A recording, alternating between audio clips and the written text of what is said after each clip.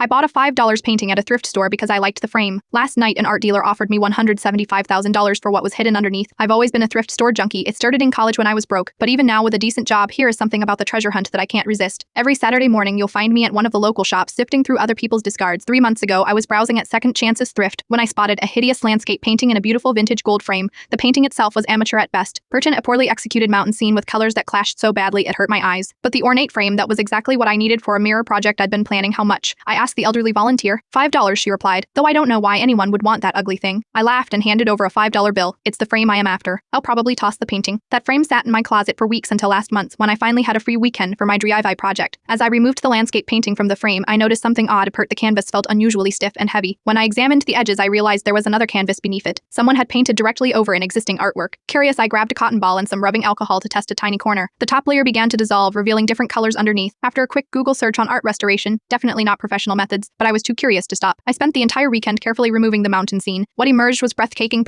A portrait of a young woman in 1920s clothing seated by a window with light streaming across her face. The brushwork was exquisite, the colors vibrant despite being hidden for what must have been decades. I am no art expert, but even I could tell this was something special. I posted a photo in an art history forum asking if anyone could identify the style or artist. The response was immediate and overwhelming. People suggested it resembled the work of Edward Hopper, though they cautioned that Hopper forgeries were common. One commenter, who claimed to be an art dealer, privately messaged me asking for more photos and details about where I'd found it. After several exchanges, he offered to examine it in person against my better judgment. But with my roommate present and aware of all details, I agreed to meet him at a local art appraisal office yesterday. He spent nearly an hour examining the painting with various tools, occasionally making phone calls and speaking in hushed tones. Finally, he looked up at me with an expression I couldn't quite read. This appears to be an unknown Hopper study painting from his early career, he said carefully. If authenticated by the Hopper Foundation parent, which I believe it will be, its value would be approximately $175,000. I am prepared to offer you that amount, pending authentication. He explained that during the EGCA, many artists painted over their unsold works because canvas was expensive. This practice inadvertently preserved some paintings that might otherwise have deteriorated over time. I haven't accepted his offer yet. Another expert is coming to examine it next week, and I'd contacted the Hopper Foundation directly. The thrift store volunteer who sold it to me has since retired, so I can't even ask where the painting came from originally. What strikes me most isn't the potential money, though that's certainly life-changing. It's the thought that this woman's face was hidden away for nearly a century, covered by a mediocre landscape that someone probably painted in an afternoon. How many other masterpieces are hiding in plain sight, disguised by layers of forgetting? I've stopped my weekend thrift store visits for now. I am too busy learning about art authentication and conservation, but I've kept the frame pair and the thing I actually paid $5 for. Whatever happens with the painting, I'll use that frame for a mirror above my fireplace. Sometimes the thing you think you are looking for isn't the treasure at all. It's what's hidden underneath.